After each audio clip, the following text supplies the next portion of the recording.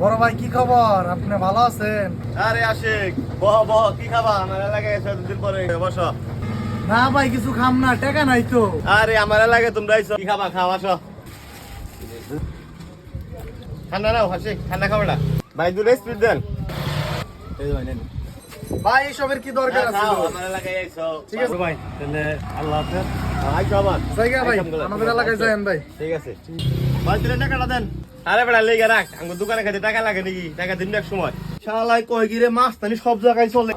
কয় কি রে? আরে বেটা ওই এই জিম্মি টাকা চলে বেটা, আসলে লাভ দিতেছস। আমি কিন্তু উড়িয়ে হালামু। ধরি নিয়ে আসে, বললাম ধরি নিয়ে আয়।